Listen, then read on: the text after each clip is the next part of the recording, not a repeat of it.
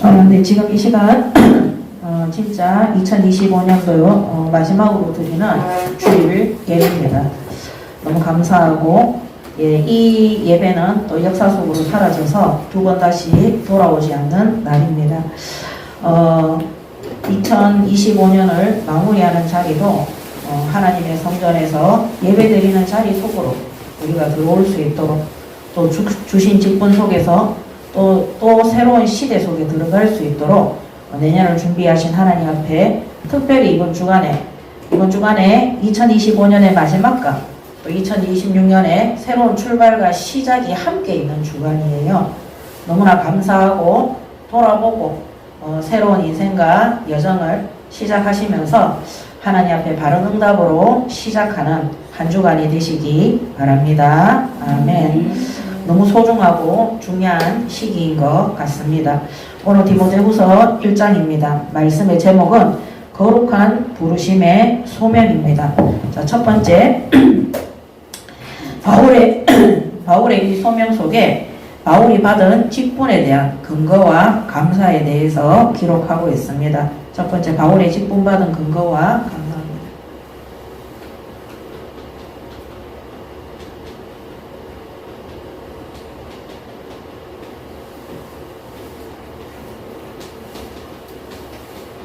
자, 이 바울의 직분은 사도죠. 우리는 목사, 또 장로, 집사, 또 전도사, 전도인 이렇게 직분을 받았습니다. 자, 그 근거가 1장 1절에서 5절의 말씀으로 보겠습니다. 하나님의 뜻으로 말미암아 그리스도 예수 안에 있는 생명의 약속대로 그리스도 예수의 사도된 바울은, 자, 1장 1절에 보면 하나님의 뜻이라고 되어 있습니다. 오늘 우리가 받은 직분은, 이 바울이 받은 사도의 직분은 하나님의 뜻이다. 하나님의 뜻으로 사도의 직분을 받은 것입니다. 그리고 그리스도 예수 안에 있는 생명의 약속이라고 했습니다. 예수 그리스도 안에 있는 생명의 약속이다 그랬습니다. 오늘 우리가 받은 직분이 하나님의 뜻이고 그리스도 예수 안에 있는 생명의 약속대로 받은 직분임을 명심하시기 바랍니다. 아멘. 그래서 이거는 전적으로 하나님의 부르심의 뜻이고 약속. 그래서 왜 내가 이 직분을 가지게 되었나? 저는 과거에 목사가 되리라고는 생각도 못했습니다. 신학교를 간다는 것도 생각을 못했습니다. 사람들이 저보고 신학교에 가라 이렇게 얘기했을 때 그냥 그 사람들이 저도 좀 하니까 그냥 칭찬하는 말 정도로 알았지 전혀 생각하지도 못했습니다.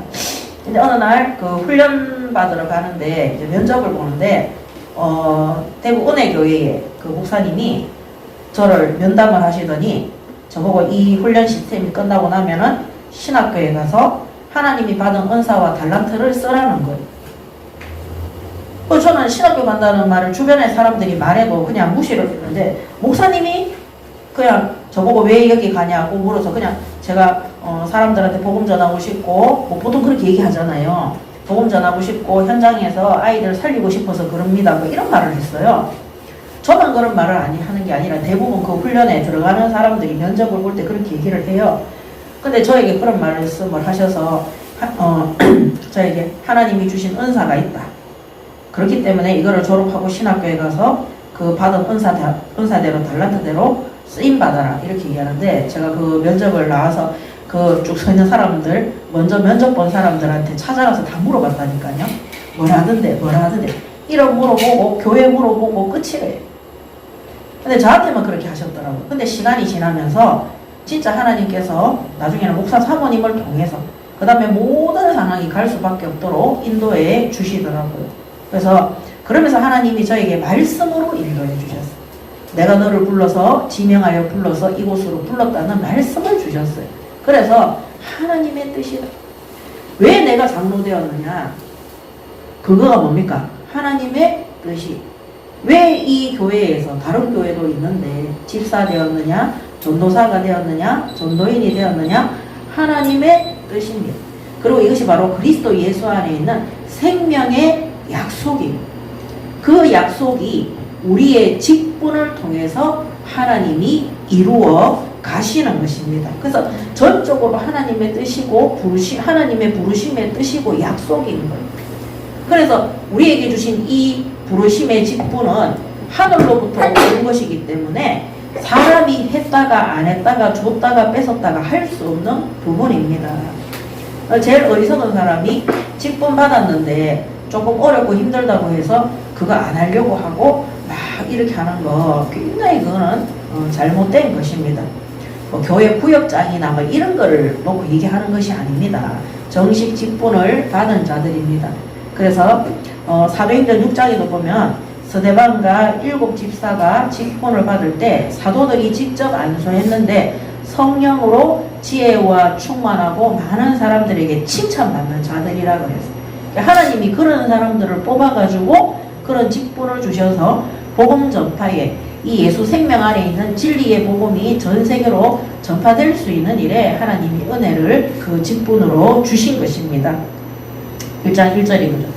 그러면서 예수 그리스도의 십자가와 부활을, 이 구원의 복음을 사람들에게 전파하기 위해서 사도로 부르심을 입은 거예요. 그래서 1장 11절에 보면 1장 11절에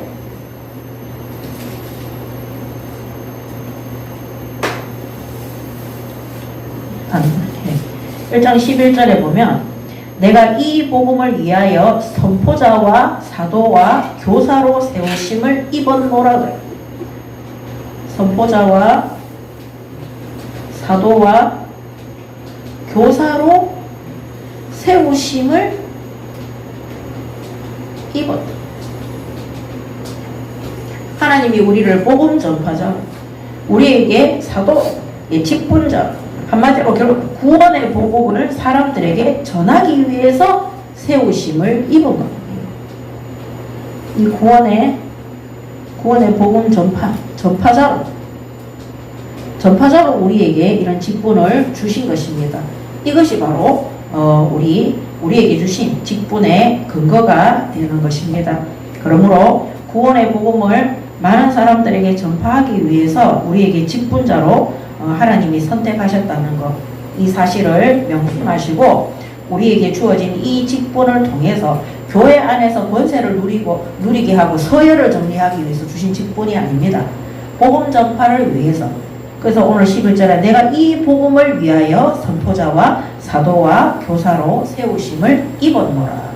이런 직분을 가지고 누구는 선생님으로, 누구는 뭐 회사의 사장님으로, 누구는 직원으로, 어떤 사람은 예술가로, 어떤 사람은 뭡니까? 뭐 여러 가지 일을 하는, 뭐 다 그런 쪽으로 가는 거죠. 그래서 하나님이 나에게 교회를 통해서 성전에서 기름 부어 주신 이 직분이 꼭 목사뿐만 아닙니다. 하나님이 우리에게 복음 전파자의 사명으로 주신 것이라는 것.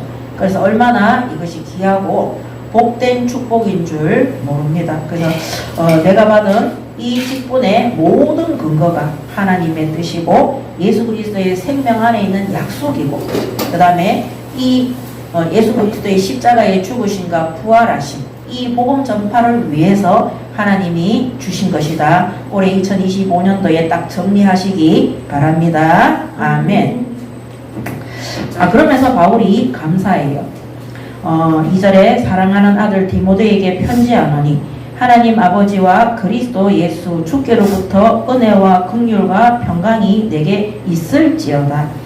내가 밤낮 간구하는 가운데 쉬지 않고 너를 생각하며 청결한 양심으로 조상적부터 섬겨오는 하나님께 감사하고 내 눈물을 생각하여 너 보기를 원함은 내 기쁨이 가득하게 하려 함이니 이는 내 속에 거짓이 없는 믿음이 있음을 생각함이라. 이 믿음은 먼저 내 외조모 로이스와 내 어머니 유니게 속에 있더니 내 속에도 있는 줄을 확신하노라 그랬습니다. 오늘 세 번째, 이 바울의 감사. 어떤 감사냐? 3절에 내가 밤낮 간구하는 가운데 쉬지 않고 너를 생각하며 청결한 양심으로 조상적부터 섬겨오는 하나님께 감사하고 이 믿음이 이 신앙이 나로부터 당대부터 시작된 게 아니라 우리 조상적부터 하나님을 섬겼던 그 감사라. 조상적부터 하나님 섬김을 감사. 조상적부터 하나님 섬김을 감사. 물론 불신자로 있다가 우리가 예수 믿고 온 사람들도 있지만 어쨌거나 우리나라가 이 복음이 들어와서 예수 그리스도가 들어온 지 140년 정도 되어요. 저도 저희 엄마 때문에 또 교회로 연결이 되어졌었거든요. 또 우리 한국 교회에 제가 태어나기 전부터 있었던 그 교회들로 말미암아 우리가 이 진리의 복음 속에 하나님 앞에 예배하고 경배드리는 자리 속에 들어올 수 있게 된 것입니다. 심지어 디모데 같은 경우는 누굽니까? 외조모 어머니 외조모 로이스와 어머니 유니게까지 3대째 믿는 집안입니다. 디모데는 3대째 신앙의 가문이고, 그래서 바울이 당대에 믿는 것이 아니라 우리 조상전부터 하나님을 섬기도록 한 것에 대해서 감사합니다. 오늘 우리가 이렇게 예수 믿고 마음껏 이 주일에도 와서 예배하고 경배할 수 있는 것이 우리 믿음의 선진들이 한국교회가 지금까지 박해 속에서도 하나님 앞에 바르게 예배하고 경배할 수 있도록 응답받았기 때문입니다. 우리가 마음껏 이 속에 와서 예배하고 복음 전파하고 찬양하고 경배하고 하나님 나라 일을 위해서 직분을 받고 헌신하게 된 모든 것들 우리 믿음의 조상적부터 하나님 앞에 섬기고 예배했기 때문에 복음을 전파했기 때문에 이루어진 결과고 열매라는 사실을 아시고 감사하시기 바랍니다. 아멘. 만약에 우리가 이 대한민국이 복음받지 않고 모슬렘 속에 들어가 있으면 어떻겠어요? 우리나라가 불교, 유교, 그 다음에 동학 이런 많은 종교 속에 우상숭배 속에 있지 않았습니까? 그때마다 이 대한민국에도 전쟁과 그 다음에 그 후손들이 잘못된 정치와 왕들도 항상 자기 생명이 위태로우니까 막 당파 싸움하고 정치권 싸움하고 백성들은 우상숭배의 그 결과로 기근과 재난과 전염병 속에 항상 어려움 속에 있었어요. 그래서 이 바울이 비록 자기 민족이 로마에 속국되어져 있지만 우리 조상들이 조상적부터 하나님 앞에 감사하고 예배할 수 있도록 인도받았던 이 신앙의 연대에 대해서 너무나 감사하게 생각을 하는 것입니다. 그러면서 3대에 걸친 이 디모데의 뿌리 깊은 신앙에 대해서도 감사하는 거예요. 그러면서 여기 보면 5절에 보면 내 속에 거짓이 없는 믿음이라 그랬어요. 거짓 없는 믿음. 이 디모데의 거짓 없는 믿음에도 감사하는 것. 오늘 우리의 후대들이 부모의 신앙을 통해 또 우리 할머니 할아버지의 신앙, 증조모의 신앙을 통해 고장모의 신앙을 통해서 디모데와 같은 믿음을 가질 후대로 세워질 수 있도록 신앙 교육을 하시기 바랍니다. 아멘. 그래서 이 거짓 없는 믿음 배경 속에 그 할머니와 엄마가 있다는 거.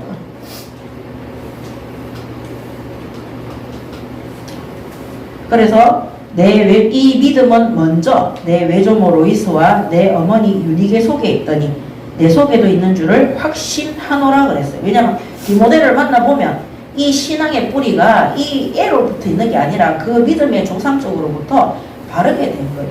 그래서 오늘 우리가 이런 거를 보면은 이 신앙 교육이 바탕이 가정 교육을 통해서 신앙이 개성된다는 것을 알 수 있습니다. 그래서 우리 특히 교회 안에 믿는 부모들이 올바른 가정 교육을 통해서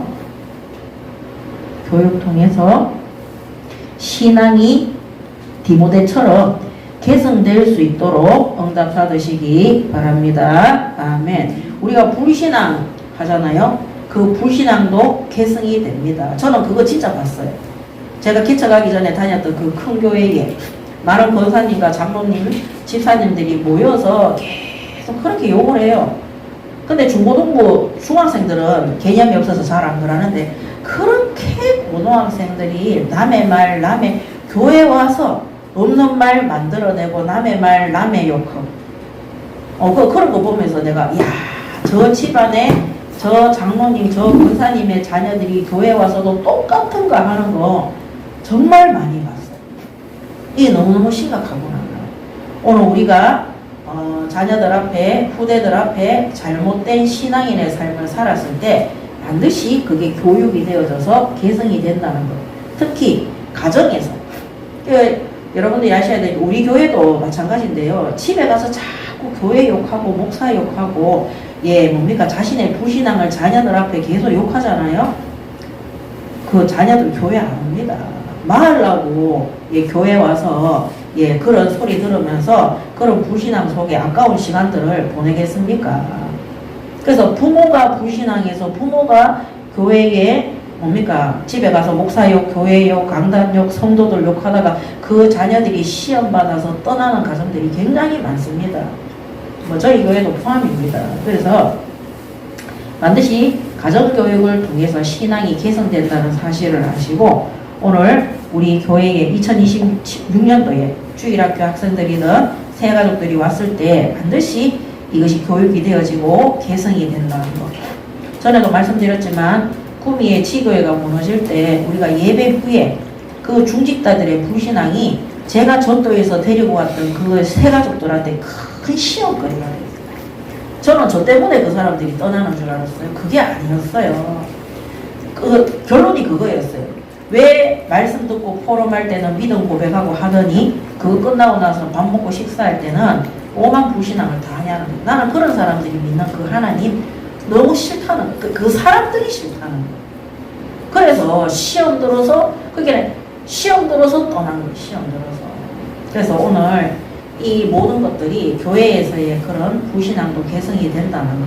그래서 우리가 특히 정말 우리 후대들이 축복받고 잘 되기를 원한다면 우리 가정에 돌아가서 자녀들과 손자들과 손녀들과 내 이웃들에게 내 이웃들 앞에서 교회 욕을 한다든지 성도들을 욕을 한다든지 목사님들을 욕을 한다든지 그런 거 하지 마시기 바랍니다. 아멘. 그거 다 보고 배웁니다. 자, 그러면서 4절에 내 눈물을 생각하여 너 보기를 원하면 내 기쁨이 가득하게 하려 함이라 그랬어요. 왜냐면은 이 디모데를 밤낮 생각합니다. 얼마나 디모데가 바울 보기에 중요하고 그 다음에 다음 교회를 책임질 중요한 사명자로 하나님이 알게 하셨기 때문입니다. 그래서 이 바울이 디모데 보는 것을 기뻐했어요. 이 만남을 기뻐하고 감사한 거죠. 디모데 빨리 만났으면 좋겠다. 내가 네 만나는 것을 정말 네 보는 것을 너무나 원한다. 기쁨으로 가득하게 니를 만나는 자체가 나에게는 감사와 기쁨이라고 고백을 하는 것입니다. 오늘 우리 멀리 떨어져 있어도 교회의 목회자가 우리 성도들을 후대들을 기쁨으로 감사함으로 만나고 싶고 정말 볼 수 있는 그런 마음이 들 수 있도록 우리 그렇게 신부를 마시기 바랍니다. 아멘. 우리가 사회생활을 해도 직장에서 사랑받는 사람이 있고 은근하게 따돌림을 받거나 미움받는 사람이 있어요. 첫 번째는 그 직장 동료들이 이상해서 그럴 수도 있습니다. 근데 진짜 정확한 거는 진짜 악한 사람들이 아니고서는 대부분 자신들의 행동과 처신 때문에 그렇게 된 경우들이 많아요. 그 성경에 보면 요셉이 그 베냐민이 태어나기 전까지는 막내 아들이에요. 근데 아버지께 큰 사랑을 받는다고 해서 형들이 이 요셉을 죽일 계획을 세웠거든요. 근데 아버지께 사랑을 받아서 그런 게 아니라 아버지께 사랑받기 위해서 형들을 모함을 해요.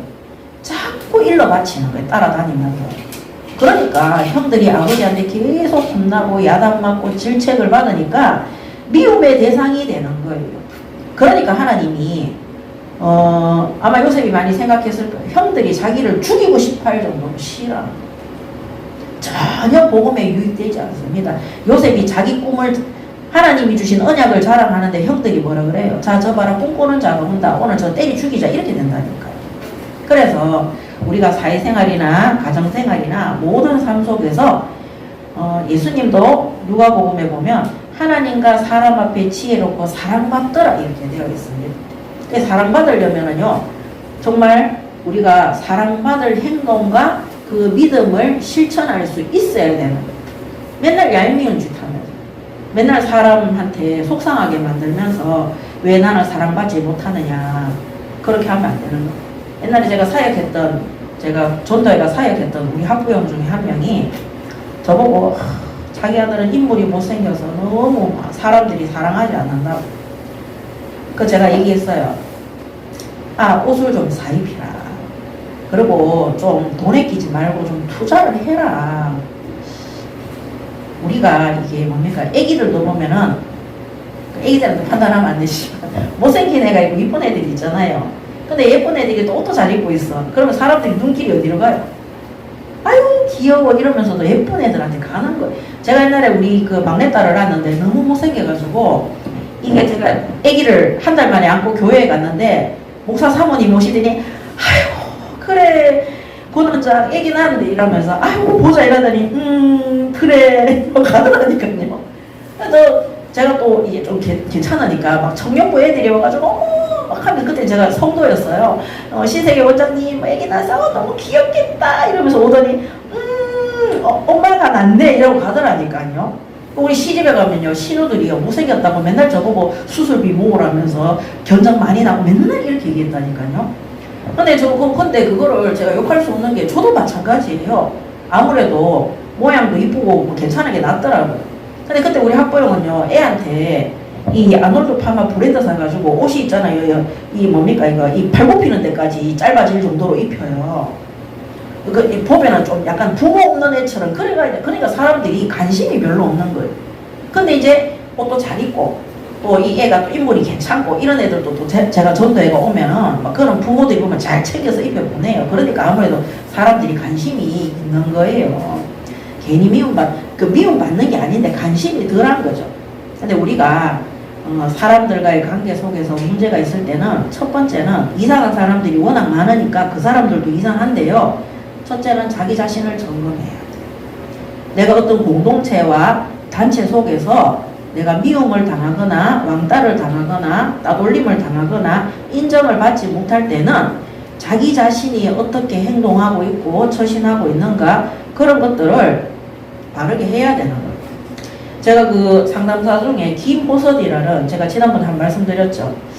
그 김호선이라는 그 사이버대학교 교수가 있어요. 그분이 지금 우리나라에서 또 오은영 다음으로 뜨고 있는 사람 아닙니까? 그분이 그 얘기 하더라니까요. 60대가 되면 옷을 잘 입어야 된대요. 막 사치를 하라는 것이 아니라 깨끗하고 좋은 옷을 입고 다녀야지 사람들이 함부로 하지 않는다는 거예요. 그러면서 자기가 존경하는 연예인이 있는데 그거 잘하는 사람이 있대요. 이름 들었고는 저 조금 웃었는데 누군지 아세요? 박영규 씨래요. 박영규. 그분이 항상 옷을 정장을 입고 깨끗한 그분이 나이가 70이 넘었잖아요. 70이 넘었는데 4번째 결혼했죠. 결혼 4번 했는데 4번째 여자분이 30대인가 20대인가 그렇게. 이분이 머리끝에서 발끝까지 항상 깨끗하게 하고 좋은 옷을 입고 다녔는데요. 근데 이분이 그 얘기를 하는데요. 자기는 옷을 사지 않는다. 그렇지만 내게 있는 옷 중에서 가장 깨끗하고 정갈하고 있어 보이는 옷을 입고 사람들을 만나러 간다. 그래서 나이 들수록 대우를 받으려면 옷을 똑바로 입어야 된다. 그래서 제가 옛날에 우리 교회 그 장로님 한 분 어디 대회 가는데 제가 부르니까 티셔츠에 바지 입고 배낭 메고 간다는 거 제가 불러가 양복 사 입어라. 그 다음에 캐리어 끌고 다니라 그랬어요. 우리 교회의 얼굴이다. 근데 그게 저는 맞다고 생각을 해요. 자, 많은 상담학자들이 뭐라고 얘기하냐면 우리가 사람과 사람이 만났을 때 몇 초 안에 그 사람의 인상이 결정된다고요? 3초 안에. 뭐를 통해서? 외모를 통해서 결정합니다. 외모를 통해서. 근데 우리가 해필이면 아무렇게 우리 얼마 전에 한 달 전입니까? 다이소에 갔는데 우리 교회 사역자가 옷을 약간 걸베이같이 입고 갔어요. 예, 일한다고. 그래서 학부형을 만날 줄 꿈에도 생각을 못한 거예요. 그 학부형 만나서 인사를 하는데 막 몸둘 바를 모르는 거예요. 그래서 제가 항상 얘기하거든요. 이 동네에서 우리의 신분이 선생님이기 때문에 항상 어디 가더라도 옷을 똑바로 입고 다녀야 돼요. 그래서 우리가 옷 얘기까지는 안 하는데 이 말이 뭐냐면 우리가 신앙인으로서 갖추어야 될 것은 갖추어야 되는 거예요. 그래서 아무렇게나 입고 함부로 말하고 아무렇게나 태도하고 처신하면서 왜 저 사람은 나를 인정하지 않느냐, 아무렇게나 말하면서 왜 저 사람은 내가 무슨 말만 하면 이렇게 하느냐, 그렇게 생각하면 안 된다는 거죠. 그래서 2026년도에는 우리가 영육 안에 또 하나님과 사람 앞에서 올바른 복음 전파하기 위해서 바르게 관리하시고 응답 받으시기 바랍니다. 아멘. 그래서 요새 그 유튜브에 보면은 우리나라가 이 노인 시대가 돼가지고 노인에 대한 것들이 되게 많이 나와요. 예, 그래서 뭐 나이 들수록 뭐랍니까? 지갑 말은 줄이고 지갑을 열어서 돈을 써라. 뭐 이 불신자들이 이렇게 얘기하는데 저는 그 말도 맞다고 생각을 해요. 나이가 들수록 우리가 베푸는 삶을 살아야 되는 거예요. 우리가 예수 믿는 사람들이 막 인색하잖아요. 그러면 하나님을 인색하게 봐요. 우리가 좀 베풀잖아요. 아, 하나님은 사랑이구나. 입으로는 서로 사랑하라 하더라. 입으로는 형제를 도우라 하더라 하면서 절대 10원짜리 하나 안 내놓잖아요. 그러면 그 사람들은 행위가 따르지 않는 그 신앙을 보고 말은 안 하지만 하나님을 판단 안 한 거예요. 또 우리 예수 믿는 젊은 사람들도 직장에 가서 절대 얄미운 짓 하지 마세요. 다른 사람들한테 자꾸 얻어먹고, 예, 그 사람들이 사주는 거 내가 살 수 없으면 얻어먹는 자리에도 자꾸 가지. 내가 여러 번 얻어먹었으면 나도 여러 번 살 수 있어야 되는 거예요. 그 사람들이 좋은 마음으로 사줘도 나중에 가면 뒤에서 다 욕해요. 그래서 오늘 뭐 하다가 제가 이렇게 됐노. 예, 그래서 예, 이런 것들이 너무나 중요하다는 거. 이제 2025년도에 우리가 부족하고 연약했던 거를 다 점검하고 예, 보내버리고 2026년도에는 올바른 신앙인으로 바르게 시작하시기 바랍니다. 아멘. 결국에는 중직자라 할지라도 지교에 와서, 교회에 와서, 가정에 가서 함부로 말하고 불신앙을 예사로 얘기하잖아요. 그거를 새가족들과 가정의 자녀들과 가족들과 그 다음에 주일학교 학생들이 다 보고 듣고 있다는 거죠. 제가 옛날에 고등부 교사했는데 고등부 선생님들 중에서 그 고등부 선생님들이 한 40명 정도 되거든요. 거기서 1등이었어요. 제가 목걸이, 귀걸이, 팔찌, 말찌까지 다 하고 다녔어요. 그러니까 고등부 애들이 선생님이 여기서 제일, 제가 인물이 좋은 편은 아닌데 제일 멋있다는 거예요. 그리고 제가 일진 양아치 만나러 갈 때는 더 많이 치장을 하러 갔어요. 화려하게. 그 일진 애들이 너무너무 선생님 멋있다, 있어 보인다는 거예요. 그게 복음 전파를 위해서 우리가 만나는 대상에 따라서 우리가 좀 추가를 해야 되는 부분들이 있는 겁니다. 우리가 복음이면 다라고 하면서 옛날에는 그게 통하던 시대였어요. 70년대, 60년대는 우리나라가 다 못 살던 시대였는데 목사가 막 삐까번쩍 해가 다니면은 욕먹던 시대예요.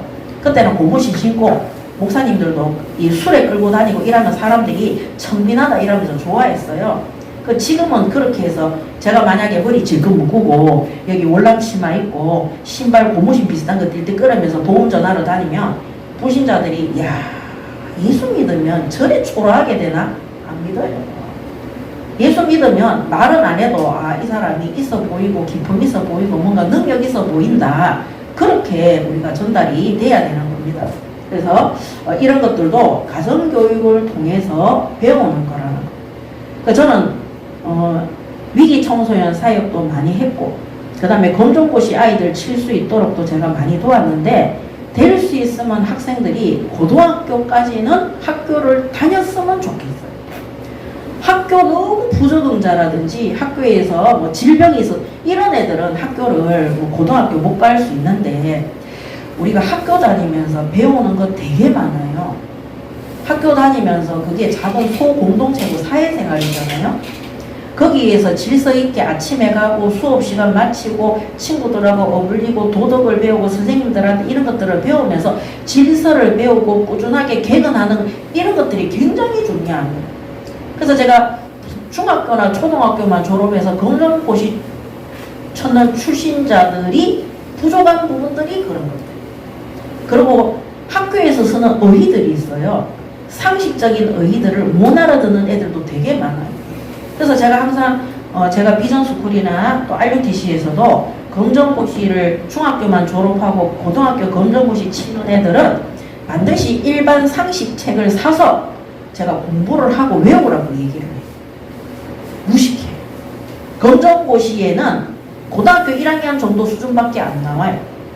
그렇기 때문에 우리가 수학을 잘한다고 해서 사회생활을 잘하는 건 아니지만 너무 일반 상식이나 우리가 그 나이 청소년기에 질서와 규칙을 배워야 되는 그 교육이 빠져 있을 때는 사회생활 할 때 굉장히 무질서하고 아무 말이나 하고 누가 무슨 말을 하는데 뜻도 못 알아듣고 이렇게 되는 거예요.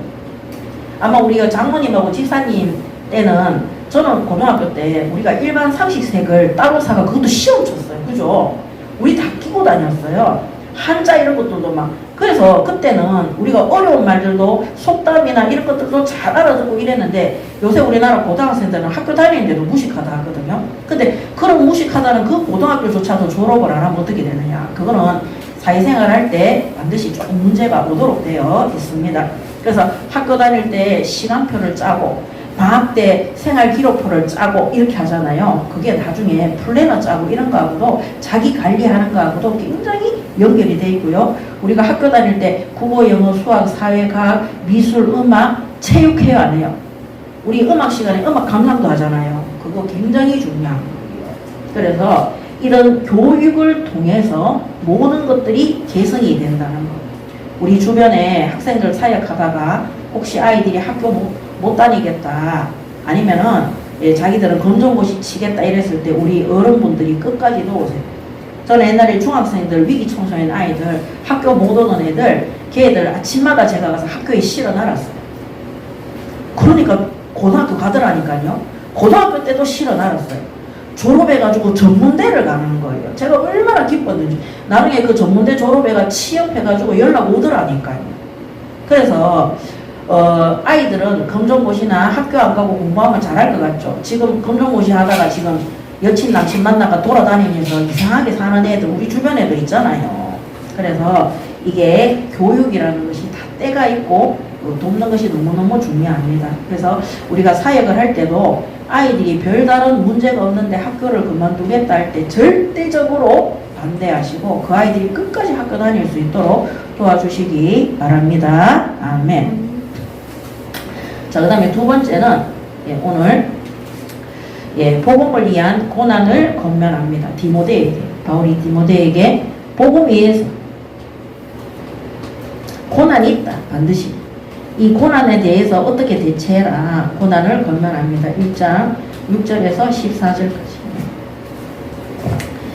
자, 그러므로 6절에 내가 나의 안수함으로 내 속에 있는 하나님의 은사를 다시 부릴 듯 하기 위하여 너로 생각하게 하노니 하나님이 우리에게 주신 것은 두려워하는 마음이 아니요 오직 능력과 사랑과 절제하는 마음이니 그러므로 너는 내가 우리 주를 증언한가 또는 주를 위하여 갇힌 자 된 나를 부끄러워하지 말고 오직 하나님의 능력을 따라 복음과 함께 고난을 받으라 그랬습니다. 그럼 이때 디모데가 어디에 있었냐면은 에베소 교회에 있었어요. 그럼 고난을 받으라 그랬어요. 그럼 에베소 교회에서 디모데가 받은 고난이 뭐냐? 에베소 교회에서의 디모데가 받은 어려움, 고난이. 첫 번째, 거짓 교사들의 비방입니다.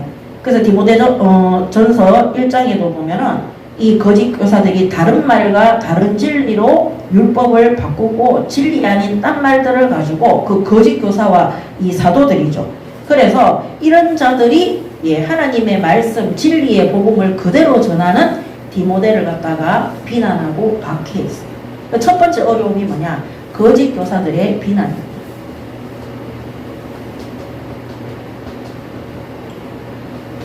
목사들, 사역자들. 예를 들어 우리 교회에도 성도들이 오는데 믿음 가지고 복음 얘기하는데 우리 교회에 전도사가 가가지고 그렇게 하시면 안 됩니다. 뭐 그렇게 복음을 갖다가 사람들한테 전달하고 이렇게 하냐고 당신 일이나 똑바로 하라고 막 그렇게 얘기하면 어떻겠어요? 사람이 막 위축이 되고 이런 어려움을 그 에베소 교회 안에 여러 명에 깔려있는 그런 거짓 교사들, 말씀을 가르치는 자들, 요새로 말하면은 부교육자들을 통해서 이 디모데가 계속 공격을 받은 거예요. 비난을 받은 거예요. 복음 말하니까 이 사람들이 박해를 하는 거죠. 그러면서 말씀과 복음을 왜곡하는, 진리를 왜곡하는, 이 복음과 말씀, 정말 예수님이 우리에게 주신 복음 그대로, 말씀 그대로 하는 게 아니라 자신들의 잘못된 행실에 연결시켜서 그거를 왜곡시켜서 우리 앞전에 있던 교단들처럼 그렇게 하는 거예요. 예. 그런 거를 계속 하니까 디모데가 교회에서 바른 복음을 말할 때마다 비난하고 또 그것을 거짓말이라고 말하면서 왜곡시키는 거예요. 그러면서 이 디모데가 나이가 어렸어요. 어린 나이. 그게 막 20대 정도 되는 것 같아요. 30도 안 됐어요. 이 어린 나이와 그 다음에 성격이 소심해요. 소심한 내성적 성격을 가지고 있어요. 그리고 이 육신이 병약했다고 되어 있어요. 나이도 어린데 성격도 내성적이고 소심하고 그 다음에 육신이 병약했어요. 약했다. 특별한 병이 있다기보다는 기력이 없고 골골거리는. 그러니까 이런 것들이 우리가 몸이 좀 아프고 힘이 들고 나이가 어리고 그 다음에 성격도 사람들한테 탁 이렇게 못하는 성격일 때 저는 외부의 공격도 힘들지만 자기 자신에 대한 이것도 굉장히 어려웠을 거라고 생각을 해요. 저도 이 내성적 성격이라서 굉장히 이 고난을 많이 받았는데 하나님이 연단을 통해 가지고 2판 4판의 마음을 줬어요. 어차피 요거도 먹는데 마음껏 담대히 복음을 전파하는 거예요. 어차피 박해받고 요거도 먹을 건데 그러면 욕 먹으면서 나는 끝까지 한다. 이 복음이 참 신기한 게 있잖아요. 막 사람들이 박해하고 억누르고 비난하면 없어질 것 같죠. 더 활활 타오르도록 하나. 그래서 지금은요 정말 제가 생각해도 드세졌어요. 강하게 됐어요. 그래서 저는 하나님이 모세의 죽음 앞에 여호수아를 불러서 가나안 땅에서 너는 강하고 담대해라. 내가 모세와 함께 했던 것처럼 너와 함께 하겠다.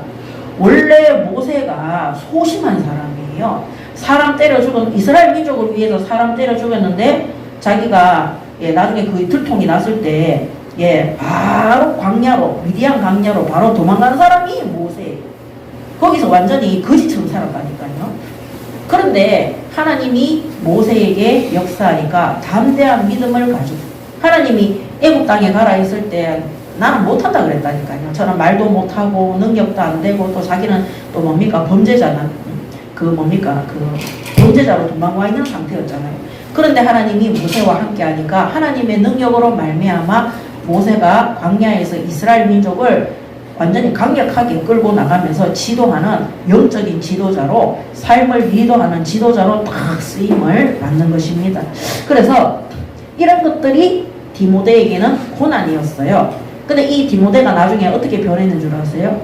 나중에 마지막에 순교할 때는요, 거짓 교사들과 율법주의자들과 이단 종교인들이 그 현장에 막 전도하고 다른 이상한 문화를 깔 때 이 디모데가 거기 가서 소리 지르고 있잖아요. 막 그 사람들한테 골편하고 책망하고 비난하다가 끌려가지고 목 잘려서 죽은 게 바로 디모데예요. 그 디모데가 그런 이단 종교인들한테 가서 소리 지르고 난동 피우다가 끌려가서 죽었어요. 옛날 같으면 있을 수 없는 부분이에요.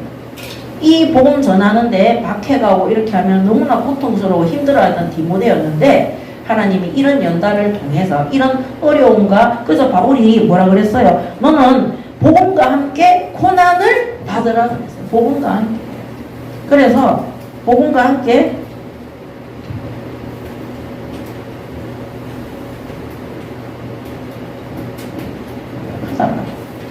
네가 받는 이 거짓 교사들의 비난과 또 진리를 왜곡하고 박해하고 네가 갖고 있는 어린 나이와 그 소심한 성격과 이 병약한 몸 이런 모든 것들 복음을 위해서 고난으로 받으라 그랬어요. 그 받았던 그 고난이 시간이 지남으로 오히려 담대한 믿음과 복음을 만민에게 전파할 수 있는 큰 응답의 문이 된 것입니다. 그리고 특히 이때는 바울이 에베소 교회를 도울 수 없고 감옥에 투옥된 상태였습니다. 감옥에 있어서 그 다음에 특히 또 이때는 로마의 박해가 심한 상태였습니다. 모든 것들이 어렵고 힘든 환경에 도와주는 사람 한 사람도 없이 디모데가 혼자서 이런 것들을 짊어져야 되는 그 상황에서 그래서 이 디모데 전후서가 감옥에서 쓴 것들이잖아요.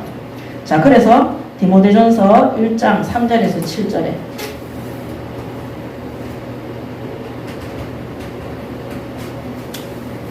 내가 마게도냐로 갈 때에 너를 권하여 에베소에 머물러 한 것은 어떤 사람들을 명하여 다른 교훈을 가르치지 말며 신하와 끝없는 족보에 몰두하지 말게 하려 함이라. 이런 것은 믿음 안에 있는 하나님의 경륜을 이름보다 도리어 변론을 내는 것이라. 이 교훈의 목적은 청결한 마음과 선한 양심과 거짓이 없는 믿음에서 나오는 사랑이거늘 사람들이 이에서 벗어나 헛된 말에 빠져 율법의 선생이 되려 하니 자기가 말하는 것이나 자기가 확증하는 것도 깨닫지 못하는 도다. 이렇게 바울이 디모데전서에 기록하고 있습니다.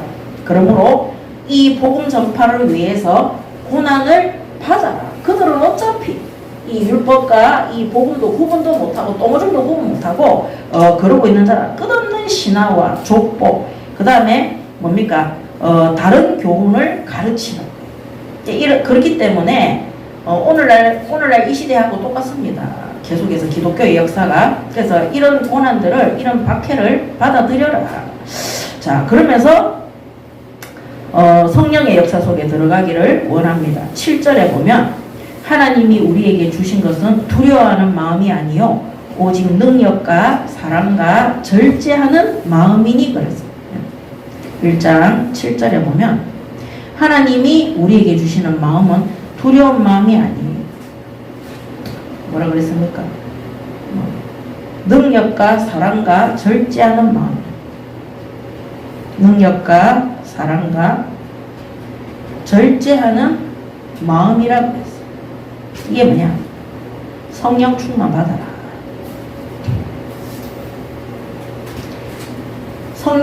성령의 역사, 성령의 충만함 속에 없으면 이런 뭡니까? 이 박해의 조건들이 큰 두려움으로 와 있습니다.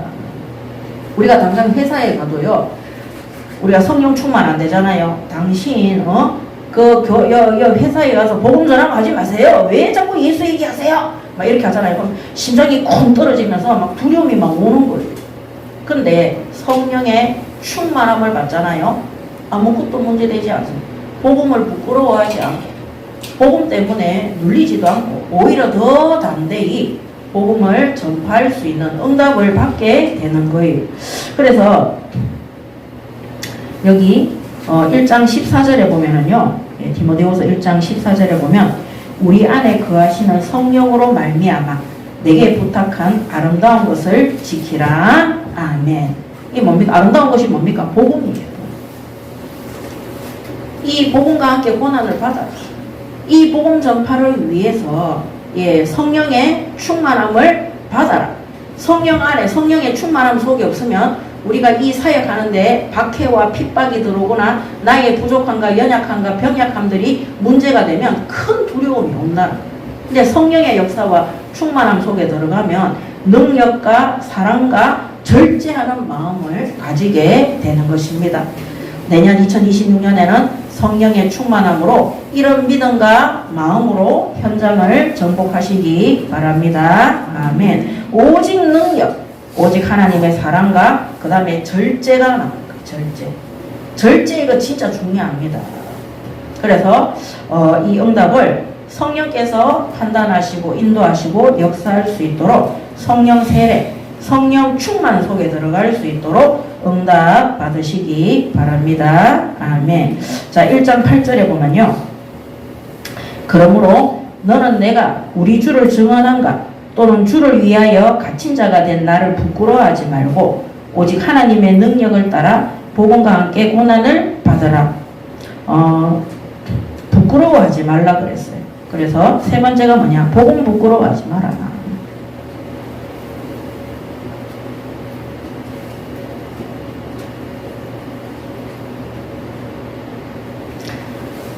자, 바울이 처음에는 복음과 함께 고난을 받아라.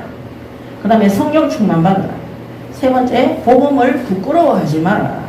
그러면 어떤 것을 부끄러워하지 마라 하냐? 그리스도를 증언하는 것을 부끄러워하지 마라. 예. 그리스도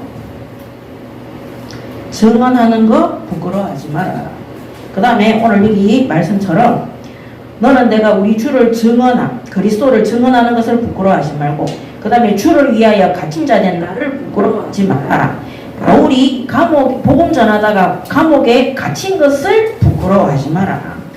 우리의 동역자가, 우리의 사도가 이 복음 전파하다가, 바울이 복음 전파하다가 감옥에 갇힌 것을 부끄러워하지 마라.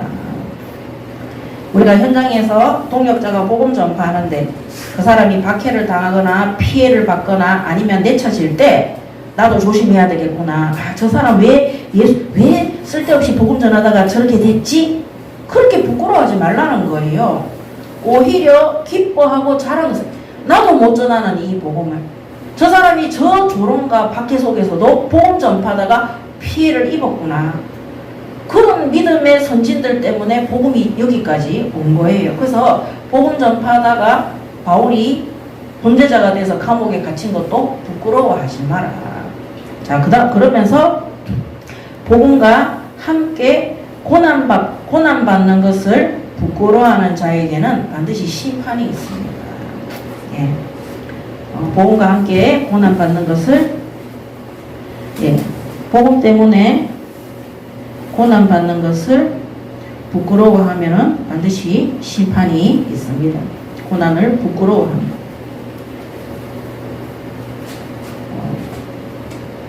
로마서 8장 38절에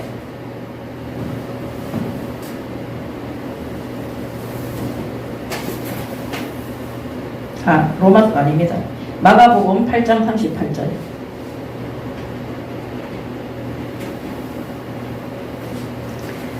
누구든지 이 음란하고 죄 많은 세대에서 나와 내 말을 부끄러워하면 인자도 아버지의 영광으로 거룩한 천사들과 함께 올 때에 그 사람을 부끄러워하리라. 아멘. 그 다음에 로마서 1장 16절에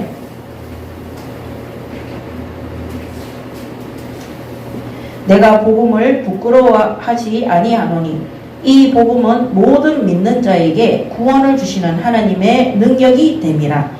인자는 유대인에게요 그리고 헬라인에게로다. 아멘. 자, 마가복음 8장 13절에 이 복음을 부끄러워하는 자들에게는 하나님이 종말 때 심판주로 오실 때 그 사람들을 부끄러워하리라 그랬어요. 그 부끄러워한다는 것은 뭡니까? 거기에 반드시 심판이 있다는 겁니다. 복음 때문에 고난받는 것을 부끄러워한 그 사람들을 하나님이 부끄러워하시는 것. 그들에게는 교회 다녔지만 상급이 없습니다. 그들에게는 믿음 지켰다고 할 수 없습니다. 하나님이 부끄러워하는 성도가 되시지 마시기 바랍니다. 아멘. 내가 이 복음을 부끄러워하지. 이 마가복음 8장은 예수님이 하신 말씀이고요. 로마서 1장 16절은 바울이 얘기한 거예요. 내가 이 복음을 그래서 부끄러워하지 않는다. 사람들이 교회를 비난하고 박해할 때 잘못된 것은 사과를 해야 돼요. 그렇지만 하나님이 우리에게 주신 이 진리의 복음을 기뻐하고 감사하고 자랑하시기 바랍니다. 아멘. 세상의 불신자들은요, 좋은 대학만 가도 자랑해요, 자랑 안 해요? 자랑하잖아요. 우리 복음 자랑 안 하잖아요. 그 사람들은 월급만 많이 받아도, 승진만 해도, 좋은 회사에 취직만 돼도, 어디에 로또든 뭐든 당첨만 돼도 자랑하고 다니는 거예요. 근데 우리는 이 복음을 이 바울은요, 내가 이 복음을 부끄러워하지 않는다. 이 복음은 모든 믿는 자에게 구원을 주시는 하나님의 능력이 됨이라. 먼저는 유대인에게요. 그다음 교회 사람들이고, 두 번째는 헬라인, 믿지 않는 이방인들에게입니다. 오늘 하나님께서 복음 전파를 이 복음 전파를 위해서 받는 고난을 부끄러워하는 그 사람들을 부끄러워하는 심판 속에 들어가게 된다고. 그러므로 복음을 부끄러워하지 말라고 권면하고 있습니다. 9절에 하나님이 우리를 구원하사 거룩하신 소명으로 부르심은 우리의 행위대로 하심이 아니요 오직 자기의 뜻과 영원전부터 그리스도 예수 안에서 우리에게 주신 은혜대로 하심이라. 이제는 우리 구주 그리스도 예수의 나타나심으로 말미암아 나타났으니 그는 사망을 패하시고 복음으로서 생명과 썩지 아니할 것을 드러내신지라. 내가 이 복음을 위하여 선포자와 사도와 교사로 세우심을 입었노라. 12절에 이로 말미암아 내가 또 이 고난을 받되 부끄러워하지 아니하면 내가 믿는 자를 내가 알고 또한 내가 의탁할 것을 그날까지 그가 능히 지키실 줄을 확신하노라. 아멘. 그래서 바울은요, 고난받는 것도 감옥에 가는 것도 병약한 것도 다 자랑스러워했고 기뻐했어요.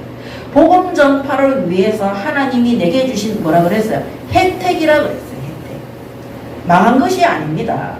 불신자들은요, 죽어서 가져가지도 못할 것, 이 땅에서 어차피 썩어질 것들, 오래 못 가지, 그런 것들을 자랑해요. 자랑하니까 어떻게 하나님의 영광을 뱉들어 가니까 자랑했던 그 모든 것들이 어느 날 다 무너지는 것입니다.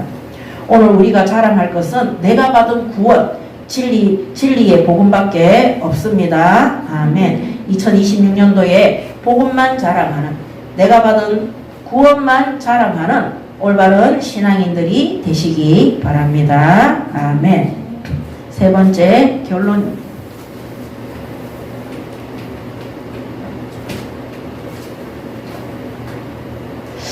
거룩한 부르심의 소명으로 시작하는 2026년입니다. 거룩한 부르심의 소명으로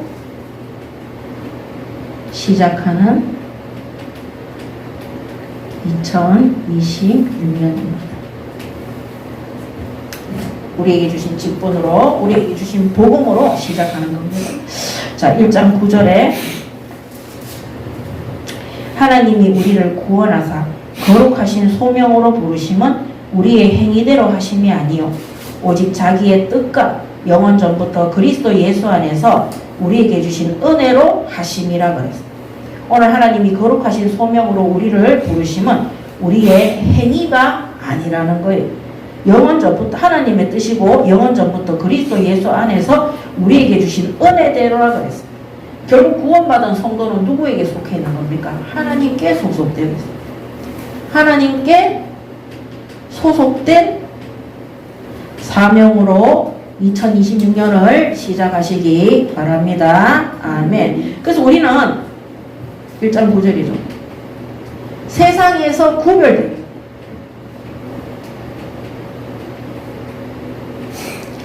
우리는 하나님의 은혜 속에 있는 자. 하나님의 은혜의 이 구원과 그 은혜 속에 있는 자입니다.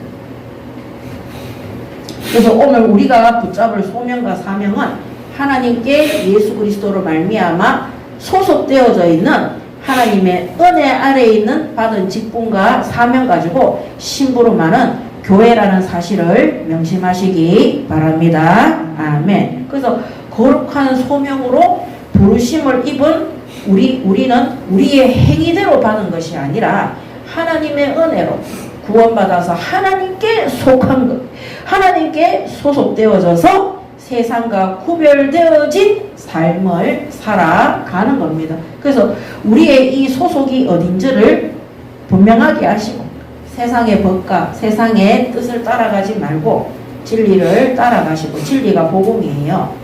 진리가 복음을 말하는 하나님의 말씀이에요. 오늘 일부 말씀처럼 공의만 따르라 그랬어요. 하나님의 말씀만 따라가시기 바랍니다. 아멘. 그래서 1장 13절에서 14절에 보면요. 13절에 너는 그리스도 예수 안에 있는 믿음과 사랑으로서 내게 들은 바 바른 말을 본받아 지키고 우리 안에 거하시는 성령으로 말미암아 내게 부탁한 아름다운 것을 지키라. 아멘. 예, 바른 말이라고 해서 바른 말.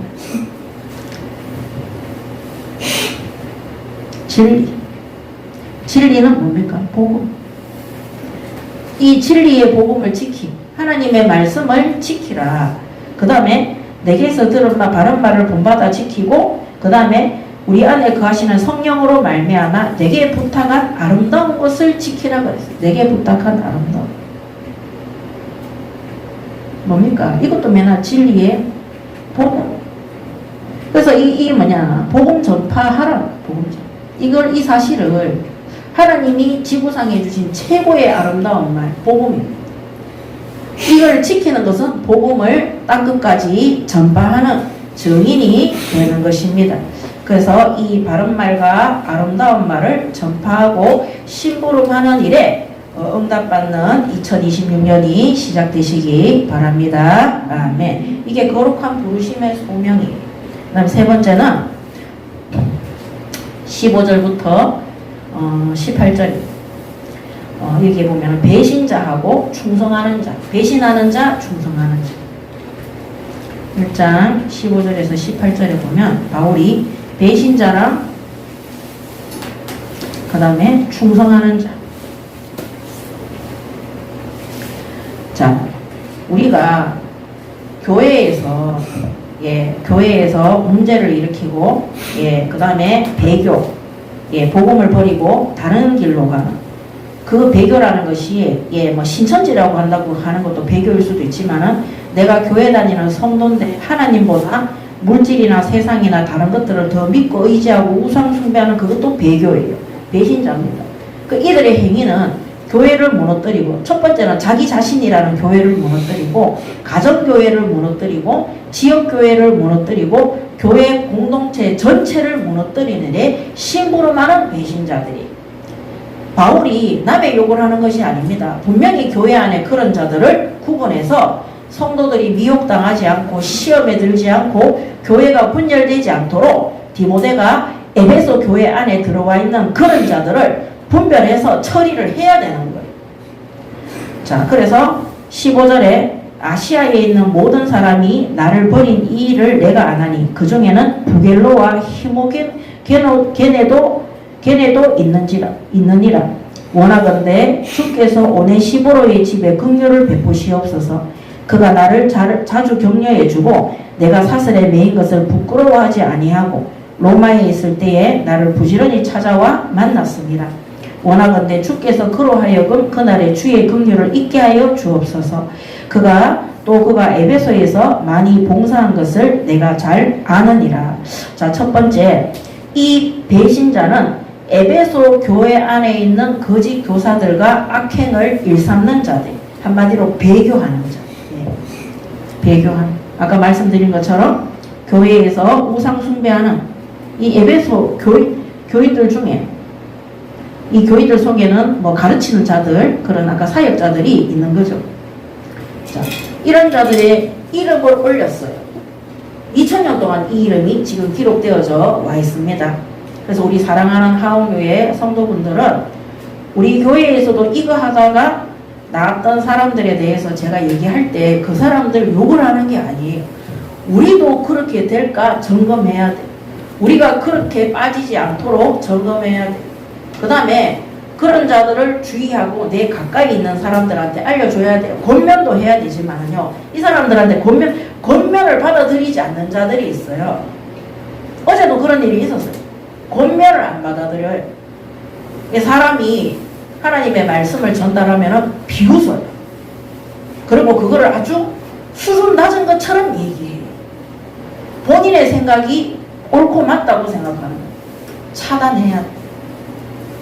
관계를 하면 안 되는 거예요. 왜? 악에 물들게 돼요. 영향을 받게 돼요. 우리는요, 사람들이 다 죄책감이라는 게 있어요. 그거를 사단이 얼마나 잘 이용하는지 몰라요.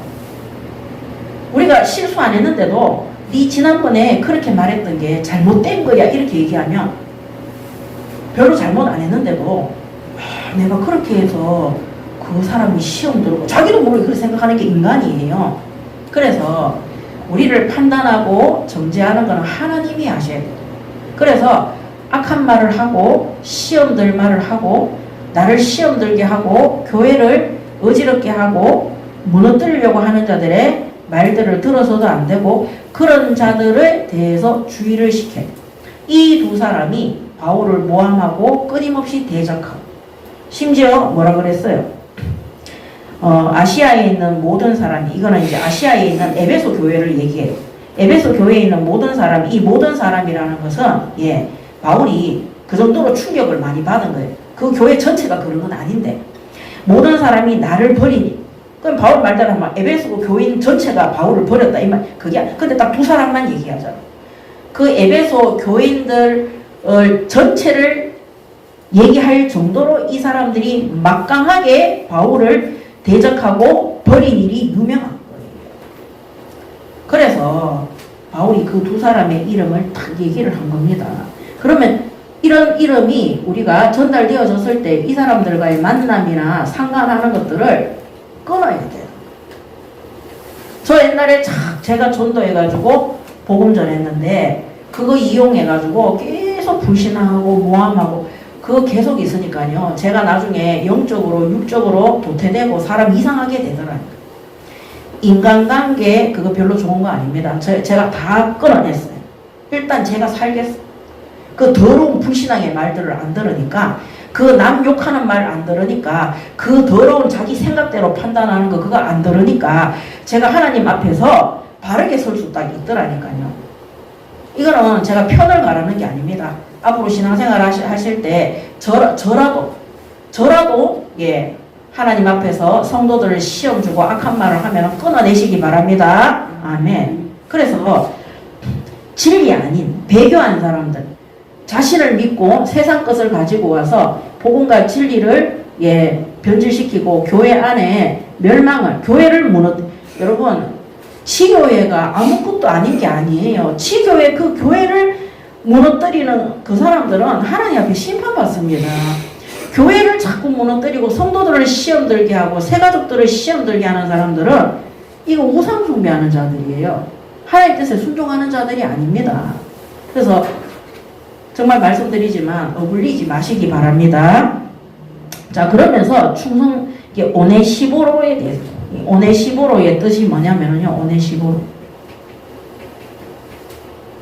오네시모 아닙니다. 오네시보로의 뜻이 도움을 가져오는 자.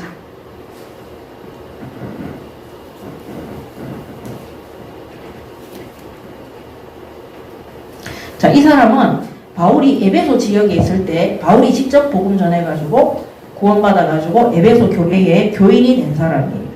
자, 이 사람의 특징이 뭐냐면은 16절부터 적혀 있어요.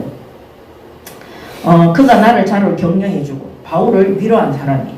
그 다음에 내가 사슬에 매인 것을 부끄러워하지 않아. 바울이 감옥에 들어가 있는데도 위로해주고 부끄러워하지 않았던 사람이에요. 그러면서 로마에 있을 때에 나를 부지런히 찾아와 만났습니다. 이 바울이 로마 감옥에 있을 때 부끄러워하지 않고 끊임없이 찾아가서 격려해주고 위로해줬던 사람이 오네시보로. 그러면서 원하겠는데 주께서 그로 하여금 그날의 주의 긍휼을 잊게 하여 주옵소서. 그가 또 에베소에서 많이 봉사한 것을 내가 잘 아느니라 그랬습니다. 자, 참 신앙인은 고난이나 박해를 두려워하지 않습니다. 아멘. 이런 자들을 바울이 기록했어요. 이런 오네시보로와 같은 자. 오늘 우리가 여기 부겔로와 허모게노 같은 자가 되지 말고 오네시보로와 같은 자가 될 수 있도록 하나님 앞에 서시기 바랍니다. 아멘. 2026년도에는 우리가 지금까지 이런 자들이 많이 있었어요. 부겔로와 허모게노 같은 자들이 우리 교회에 있었어요. 우리 교회만 있는 게 아니라 다른 교회도 많이 있습니다. 그렇지만 우리가 이런 자들을 잘 구분하고 교회의 오네시보로와 같은 복음을 부끄러워하지 않고 복음 전파를 위해서 박해를 받는 전도자들을 위로하고 격려하고 또 거기에 헌신하는, 그래서 참 신앙을 가진, 그래서 참 신앙인은 고난과 박해를 두려워하지 않는 그런 올바른 충성스러운 이런 오네시보로와 같은 제자들이 세워지도록 응답받는 새로운 연도가 되시기 바랍니다. 아멘. 그래서 거룩한 부르심의 소명, 오늘 마지막 2부 예배를 통해서 하나님 앞에 다시 점검하시고 새롭게 시작하는 2026년도 새로운 시작 속에 송구 영신 예배와 신년 예배를 통해서 하나님의 음성을 들으시고 하나님의 공의의 말씀을 따라서 끝까지 심부름하고 쓰임받는 하원교회 성도분들의 새로운 출발과 시작과 여정이 되는 2026년도가 되시기 바랍니다. 아멘. 기도하겠습니다. 하나님 은혜를 감사합니다. 지금까지 하나님의 은혜로 진리의 복음 속에 흔들리지 아니하고 여기까지 인도하여 주신 하나님께 찬양과 감사와 경배와 예배를 드립니다. 우리의 모든 삶이 먹든지 마시든지 무엇을 하든지 하나님의 뜻과 하나님의 영광을 위한 삶이 되게 하시고 하나님이 복음 전파를 위해서 우리에게 주신 모든 직분과 산업과 현장과 모든 기능과 달란트 속에서도 이 복음을 부끄러워하지 아니하고 이 복음만을 증언하고 오네시모로와 같은 또 디모데와 같은 참 신앙과 믿음을 가진 제자와 일꾼과 사명자와 교회를 세우는 일에 끝까지 심부름하는 우리 하원교회 모든 성도들의 새로운 시작되는 2026년이 되게 하여 주시옵소서. 감사드리며 우리 주 예수 그리스도 이름으로 기도드립니다. 아멘.